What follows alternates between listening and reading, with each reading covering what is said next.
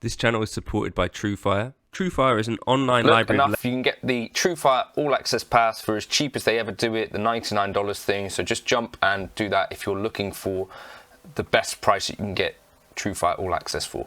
This is not the exact sort of thing that I really ever expected from John Mayer, but on his Thanksgiving Sirius show, he basically debuted some digital plugin sounds that he was playing through, and said that basically this is coming soon. And I want to kind of do a video kind of talking about this, I guess covering some of the things like why would this matter.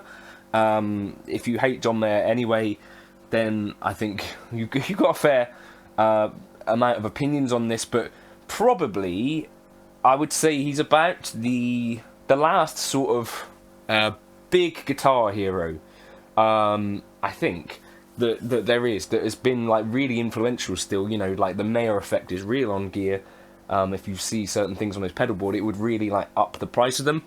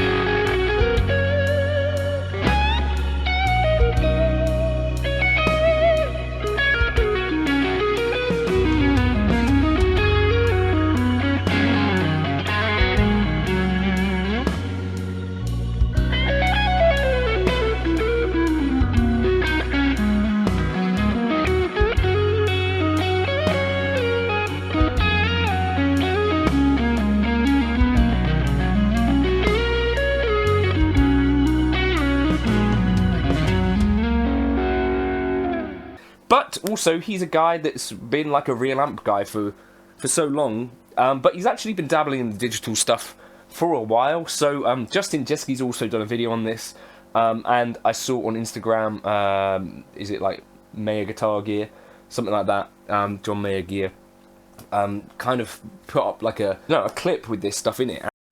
And I've got a new plugin that has all of my amps. Hear more about that at some point. But this is the whole, what I'm playing through right now is a plug-in emulation of all of my amps. So if I go, here, let me put one more thing on here and you'll know. So like when I'm playing on stage, and I do believe.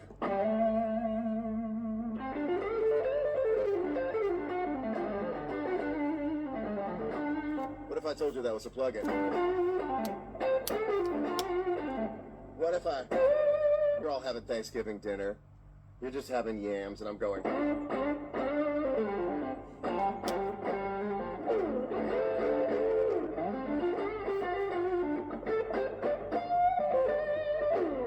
telling you, it's coming at you. Anyway, I thought I would use music to explain music. Sometimes words.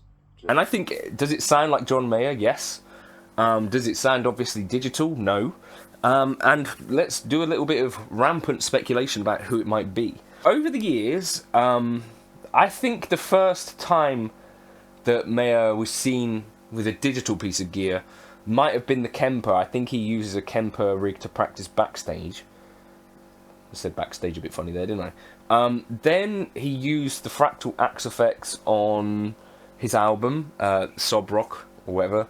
Is it the tune Wild Blue? He used the factory preset on that. And then he used an FM9 when he was doing a couple of songs with Ed Sheeran. And I think more recently, at the Coachella gig with Zed, he used a quad cortex. Now, I think it would probably be fair to assume, therefore, that there might be a Neural DSP link. The fact that he said it was coming soon might have been like a bit of a slip as well, because that's kind of like the Neural DSP thing, right? So even if he didn't mean to do that, that might be the sort of thing that, if you're aware of Neural DSP plugins, might be in the back of your subconscious. Anyway, but Neural DSP are, I think, the biggest sort of plugin guitar company that do work with other artists. You think of like their roster, whether it's Corey Wong or Nolly or Rabia or Gojira or John Petrucci, I guess at this point would be like one of the biggest artists on there. I think it would be pretty transformational to have a John Mayer thing. And they've recently added that Dumble to the quad cortex, so could we reasonably assume from that they got some Dumbles like in Finland or something that they've been working on?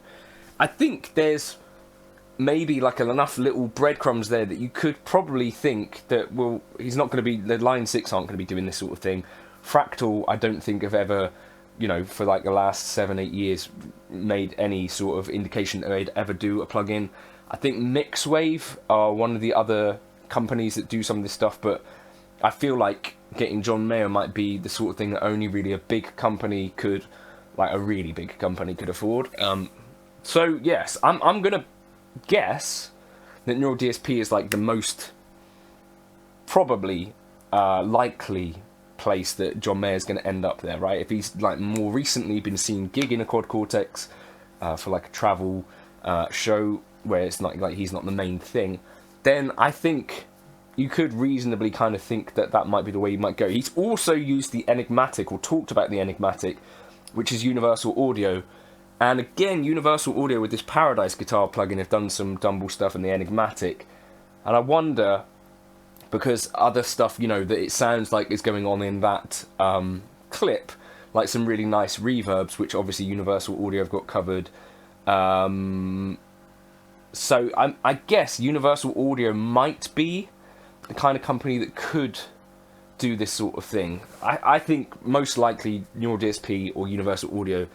I think it'd be really good for Neural DSP as well, because a lot of their artists are a bit more modern focused and a bit more, you know, on the metal side, whereas, you know, you've got Corey Wong, which is a bit more like out there, and John Mayer, again, like I said, I think like the biggest artist that there is, you know, still being an influence in terms of gear, in my opinion. Anyway, so let me know your thoughts on that in the comments. Do you think this would be something that has not really been covered? Certainly by Neural DSP, I think Corey Wong, they've got a bit of that Dumble in there, right? But the rest of their plugins don't typically have too much. There's the Morgan stuff, which the SW20, I think it's called, or SW50, is a little bit Dumble based.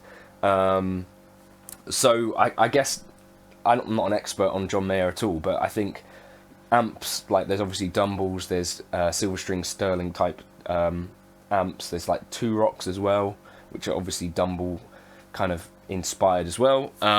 Pedals, you think like a Klon, a TS10, that kind of stuff. Nothing too tricky there. I guess also, actually, thinking about it, so John Mayer and Josh Scott are friends too, right? And Mixwave have a relationship with JHS. So that's another area where you think, well, actually, there's a way potentially that a conversation has ended up happening there. But I think you need a company that is, yeah, sort of huge, is kind of my opinion on that. Anyway, so I thought it was really interesting. Is it anything like totally game-changing?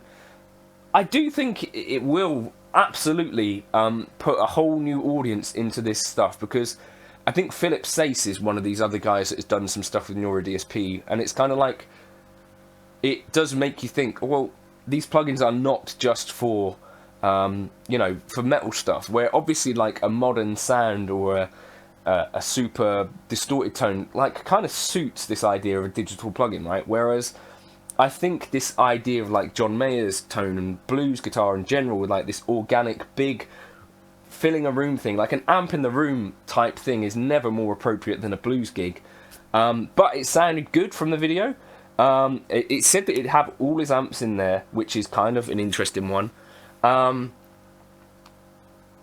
guess IK Multimedia might be another thing, because they've worked with some huge artists, right? With Tonex, so that maybe IK Multimedia, like they've got Joe Bonamassa's amp in there. They did do like a session with Joe Bonamassa where they got all of his amps in one room and were doing something. What else have they done? They worked with chap from Rush, Alex Lifeson. Who else did they work with? Joe Satriani. So maybe Tonex, actually. Maybe Tonex. I hadn't really thought of that until right now, but Tonex could be a thing, because it's like, well, those guys had some budget, obviously, to get Joe Satriani and Alex Lifeson and some of the other artists that they've got, and so a plug-in, but he does say that it's all his amps in there, which, again, IK Multimedia have done, like, lots and lots of amps in one. Yeah, like for Joe Satriani, they did a huge collection, so maybe IK Multimedia. I think that's the sweepstakes for me. It's like, it's either Neural DSP, maybe Universal Audio, outside chance maybe Mixwave, and now that I'm thinking about it, maybe IK Multimedia with the Tonex, because it's kind of like, well, they've done this sort of thing with other big artists. But yeah, I think it's a really interesting thing, because it's like people that obviously can afford to play anything, but are recognising that there is some useful stuff for plugins. And I think this is the other thing, like, who's going to buy like a $4 or $5 grand amp? You know, can the average John Mayer fan afford that? Probably not. But could they afford a signature drive pedal? Yes. Could they afford a signature SE model? Probably. And could they afford a plugin? And this is just marketing stuff, right? You know, if it's got John Mayer, his name on it, and it sounds good when he's playing it, you know, there's a huge audience of people that's going to, I think, buy that. And let me know your thoughts in the comments. Yes, soon.